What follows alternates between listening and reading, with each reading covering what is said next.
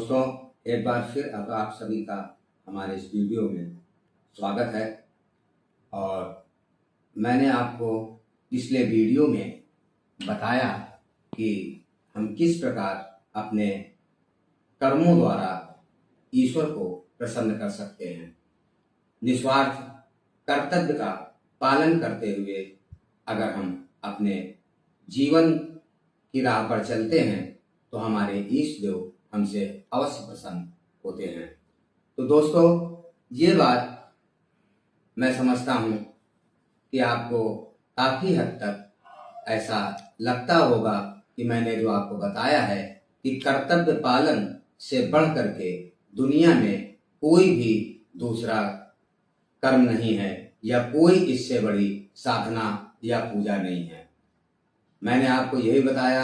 आप देख सकते हैं, इतिहास में देख सकते हैं या पिछले युगों में आप देख सकते हैं कि जिन लोगों ने वास्तविक अपने जीवन का कर्तव्य निभाया है उनका जीवन खुशहाल हो या ना हो, उसका एक कारण ये भी है कि जो सच का मार्ग होता है वो आपने सुना होगा, ऐसा कहा गया है कि सच की राह कठिन है लेकिन नामुमकिन नहीं है।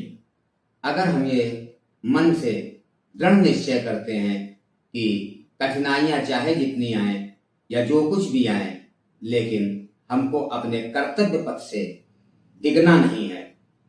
अगर हम अपने इष्ट देव को प्रसन्न करना चाहते हैं, इससे के अलावा मैंने आपको बताया इस युग के लिए आसान तरीका कोई नहीं हो सकता है, जिसमें ना किसी साधना की जरूरत है और ना किसी विशेष तपस्या की जरूरत है।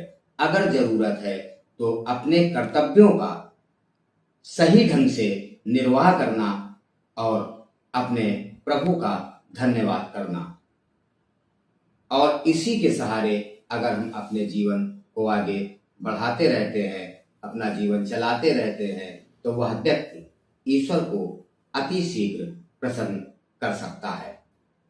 तो दोस्तों, मैंने आपको बताया कि आप कहीं भी देखें, इतिहास देखें या पुराने युगों में देख लें, जिन लोगों ने अपने कर्तव्य का पालन नहीं किया उनसे प्रभु प्रसन्न हो या ना हो, लेकिन उसका दंड उनको अवश्य प्राप्त हुआ है।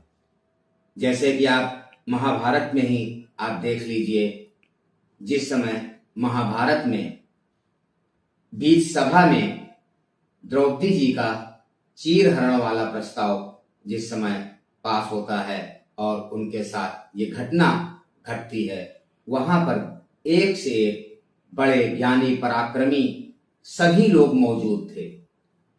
और उन लोगों ने, आप देखिए, अगर कहीं पर चूक हुई है, अब वो कारण क्या है उसका चूक का ये मैं नहीं बता सकता हूं इतना ज्यादा, और ना मैं समझता हूं कि इतना ज्यादा अंतर तक जाने की इसमें कोई जरूरत है, क्योंकि पुराने जो भी युगों में कहानियां या लीलाएं जो हमको दिखाई जाती हैं, उनका एक ही मकसद है कि हमारा कल्याण उससे जुड़ा हुआ है। जिस आचरण से हम नुकसान हुआ है वो आचरण हम ना करें और ऐसे आचरण करें, ऐसा कर्म करें जिनसे हमको अच्छे लाभ मिले।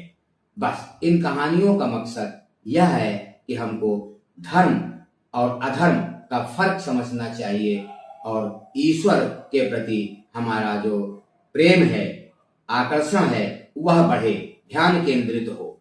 इन कहानियों का यह मकसद है।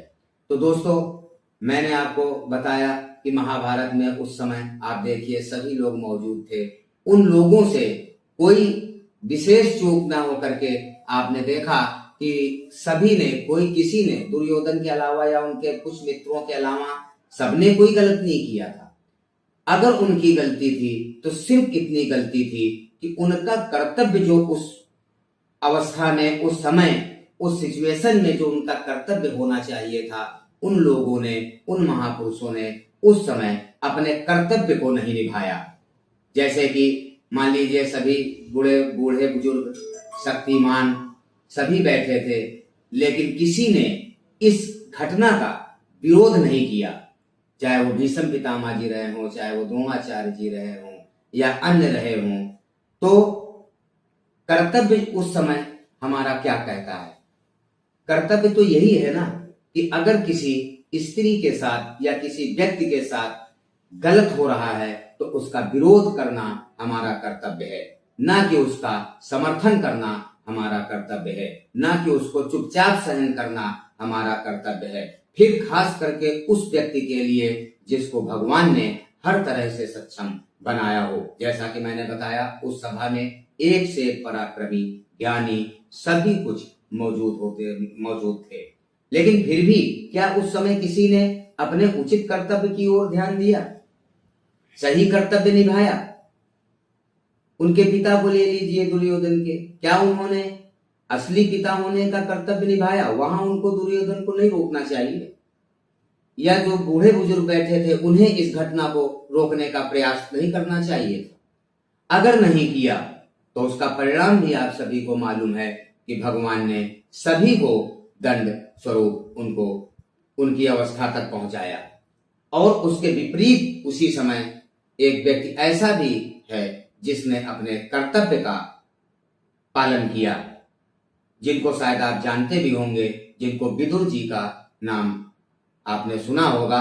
विदुर जी एक ऐसे व्यक्ति थे उस सभा में जो जब उन्होंने देखा कि मैं ये चीजों को रोक नहीं सकता हूँ, रोकने में असमर्थ हूँ, हमसे ज्यादा बड़े पराक्रमी लोग भी यहाँ मौजूद हैं, जब वो नहीं कर पा रहे हैं तो मैं कैसे करूंगा या मैं नहीं कर पाऊंगा। इसलिए यदि वो नहीं कर सकते थे तो उन्होंने एक फिर भी अपने कर्तव्य अनुसार जो रास्ता उचित था, उस सभा का त्याग करना, उस सभा का त्याग कर दिया उन्होंने और वहां से चले गए।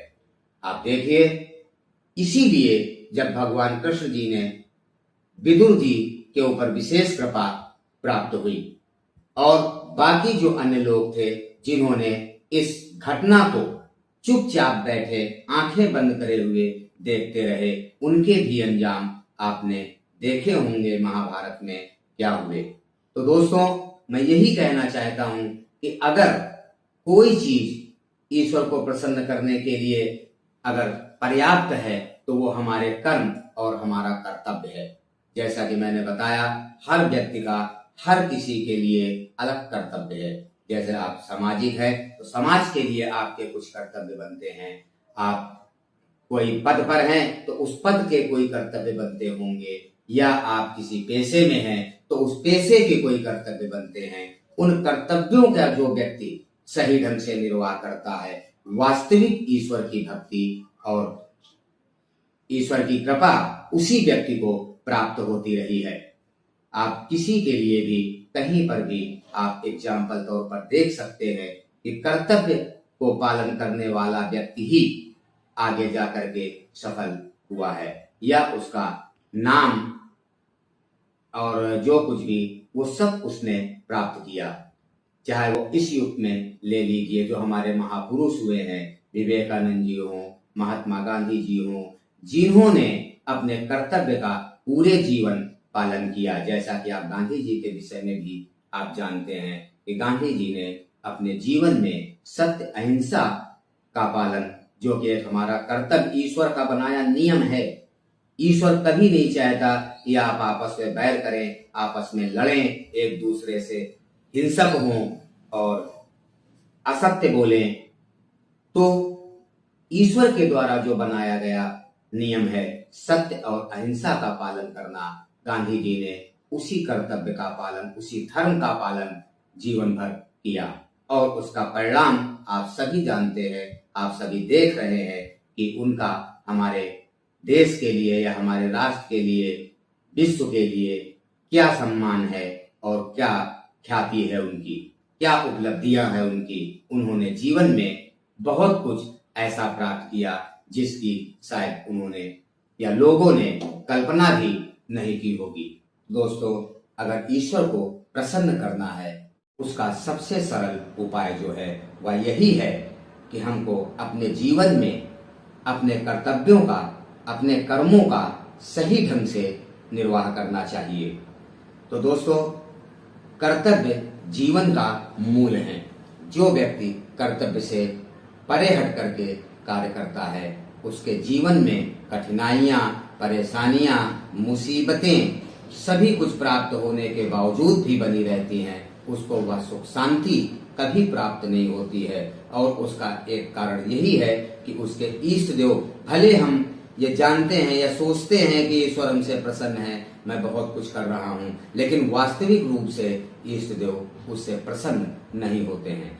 जैसा कि मैंने बताया, आप अपने समाज में ही देख लीजिए, ज्यादातर केसेस आपको देखने को मिल जाएंगे कि सब कुछ संपन्न होने के बावजूद भी जब किसी के माता पिता परिवार में वृद्ध हो जाते हैं तो उनकी देख रेख करना कोई व्यक्ति अच्छा नहीं समझता है, या अपने को ये नहीं उसको लगता कि नहीं यह हमारा मेन कर्तव्य है, इस कर्तव्य को हमको अवश्य हर हाल में पूरा करना चाहिए, जिसका परिणाम है आप देखिए अच्छे से अच्छे खुशहाल परिवारों में भी अच्छे लोग भी आप देखिए, जो वृद्धा आश्रम शेल्टर होम बने हैं वहां जाकर के आप देखिए, कहीं इस आश्रम में कहीं उस आश्रम में जो रह रहे हैं वृद्ध या महिलाएं या पुरुष, वह भी किसी के माता पिता हैं और वह उसी कर्तव्यों के विपरीत कार्य करने का परिणाम है, उनको भी किसी ने निकाला ही है या उनका ध्यान न देने के कारण वो आज वहां पर पड़े हुए हैं। लेकिन अगर उन लोगों से भी मिला जाए और देखा जाए, यदि आप जानते होंगे कोई ऐसा नजर में होगा तो आप देखेंगे कि वह भी ईश्वर को मानता है, ईश्वर से प्रार्थना भी करता है, ईश्वर की पूजा भी करता है, सारे कर्म करता रहता है, करना जानता है, याद है उसको, लेकिन उसको जो उसका मुख्य कर्तव्य है कि अपने माता पिता की सेवा करना, यह कर्तव्य वह भूल जाता है। तो दोस्तों, जब मूल कर्तव्य हमारा है, जब हम वह भूल करके अन्य कर्तव्य की ओर जब हम बढ़ते चले जाएंगे तो हमारे ईष्ट देव हमसे कभी प्रसन्न नहीं हो सकते हैं। तो अगर कहीं पर जरूरत है तो हमको अपने मूल कर्तव्यों की ओर विशेष ध्यान रखना चाहिए कि हमारा जो समाज में स्तर है या हमारा जो पद है उसका कर्तव्य क्या है। जब तक वह हम सही ढंग से निभा नहीं पाएंगे तब तक हमारे इष्ट देव हमसे कभी प्रसन्न नहीं हो सकते हैं। तो दोस्तों, ईश्वर को यदि कोई भी प्रसन्न करना चाहता है, आप प्रसन्न करना चाहते हैं, हम प्रसन्न करना चाहते हैं, तो सभी के पास यही एक सरल उपाय और सरल रास्ता है कि उसके बनाए नियमानुसार अपने कर्तव्यों का सही ढंग से अगर हम जीवन में निर्वाह कर ले जाते हैं तो मैं नहीं समझता हूं कि इससे बड़ी कोई साधना या तपस्या है। आपने भी ये चीज सुना होगा, लोगों का कहते हुए सुना होगा कि गृहस्थ जीवन से बढ़कर के कोई आश्रम या त्याग तप नहीं होता। तो दोस्तों, उसका यही अर्थ है कि गृहस्थ जीवन को इसीलिए सबसे बड़ा आश्रम और तप स्थल माना गया है, क्योंकि समाज में रह करके, गृहस्थ रह करके ही हम हर तरह के कर्तव्यों को निभा सकते हैं, या हर तरह के कर्तव्य को, हर पद के कर्तव्य को निभाने का एक अवसर व्यक्ति को गृहस्थ आश्रम में आकर के ही प्राप्त होता है। अदरवाइज अगर आप समाज से नहीं जुड़े, परिवार से नहीं जुड़े हैं, तो बहुत सारे ऐसे कर्तव्य हैं जिनको निर्वाह करने के लिए हमारे पास अवसर नहीं होता। इसलिए गृहस्थ आश्रम को सबसे बड़ा आश्रम मेरे ख्याल से माना जाता है कि हम गृहस्थ में रह करके हर तरह के पद, भाई के कर्तव्य, बहन के कर्तव्य, पिता के कर्तव्य, पुत्र के कर्तव्य, परिवार के कर्तव्य, सामाजिक कर्तव्य, हर तरह के कर्तव्यों को निभाने का हमको मौका समाज देता है। और अगर प्रभु का आशीर्वाद इसके साथ मिला लिया जाए और उन कर्तव्यों को प्रभु के आशीर्वाद के द्वारा अगर हम अपने कर्तव्य की मार्ग पर चलते रहें तो वह दिन दूर नहीं है। ये मेरा वादा है कि उस व्यक्ति से अवश्य उसके इष्ट देव प्रसन्न रहेंगे। अवस्था, स्थिति ये अलग चीज है, अमीरी गरीबी अलग चीज है, कर्तव्य अलग चीज है। कर्तव्य निभाने वाला व्यक्ति यह जरूरी नहीं है कि करोड़पति अरबपति बन जाए, या ना निभाने वाला भिखारी बन जाए, यह अलग चीज है। लेकिन जहां तक ईश्वर की प्रसन्न करने की बात हमारी है, ईश्वर की प्रसन्न करने वाली अगर स्थिति को आप देखते हुए नजर रखें तो यह ही सही चीज है कि ईश्वर उसी व्यक्ति से हमेशा प्रसन्न हुए हैं जो व्यक्ति अपने कर्तव्यों का निर्वाह पूरी श्रद्धा और दृढ़ता के साथ जिसने किया है। आप देख लें, मैंने बताया किसी भी युग में भगवान हमेशा उस व्यक्ति से अधिक प्रसन्न रहे हैं जिसने अपने कर्तव्य को निभाया है, चाहे वो राम लक्ष्मण जी हों, भरत शत्रुघ्न जी हों, जो उनका वास्तविक कर्तव्य भाई के प्रति बना, लक्ष्मण जी का उन्होंने पूरा कर्तव्य निभाया, या रामचंद्र जी बड़े भाई थे, बड़े भाई के जो कर्तव्य बने उन्होंने बड़े भाई के रूप में छोटे भाइयों के प्रति कर्तव्य निभाया। पुत्र होने के नाते दशरथ जी के साथ जो कर्तव्य निभाने चाहिए थे वह कर्तव्य उन्होंने मर्यादा में रह करके निभाया। तो अगर कहीं पर मेन चीज जो हमको दिखाई देती है, अगर जीवन का कोई तत्व सार है तो वह है कर्तव्य।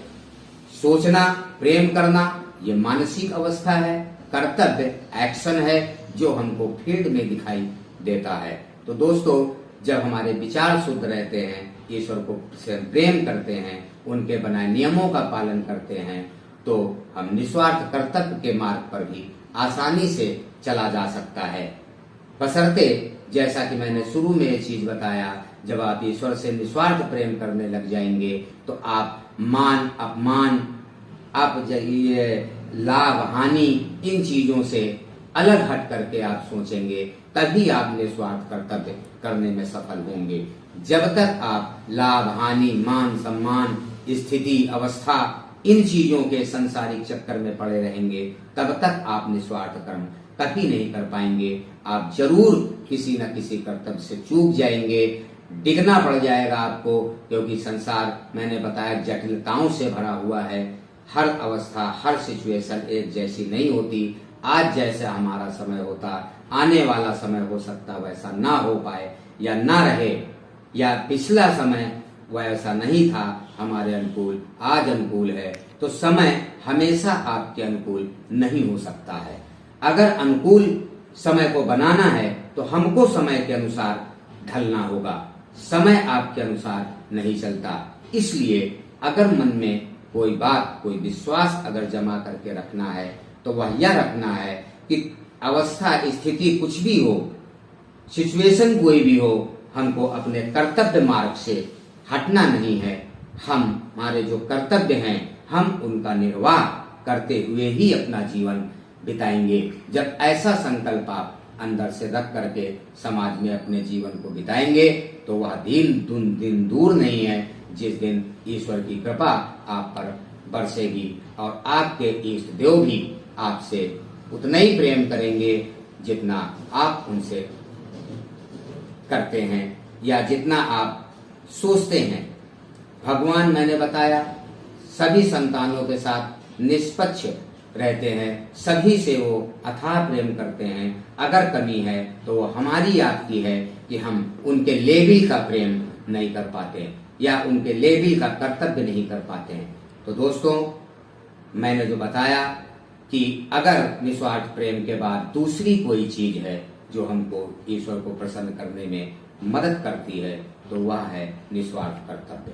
अगर आप निस्वार्थ कर्तव्य करते हैं तो आप देख लीजिए कि जिन लोगों ने किया है उनको अवश्य ईश्वर की कृपा प्राप्त हुई है और ईश्वर उनसे प्रसन्न रहे हैं। तो दोस्तों, आज का वीडियो हम यहीं पर समाप्त करने की इजाजत चाहेंगे और आगे आने वाले वीडियो में हम बताएंगे कि आगे किस प्रकार से हम इस मार्ग को दृढ़ता के साथ अपने कर्तव्य मार्ग पर डटे रह सकते हैं और अपना जीवन यापन कर सकते हैं। तब तक के लिए शुभ रात्रि। ओम नमः शिवाय।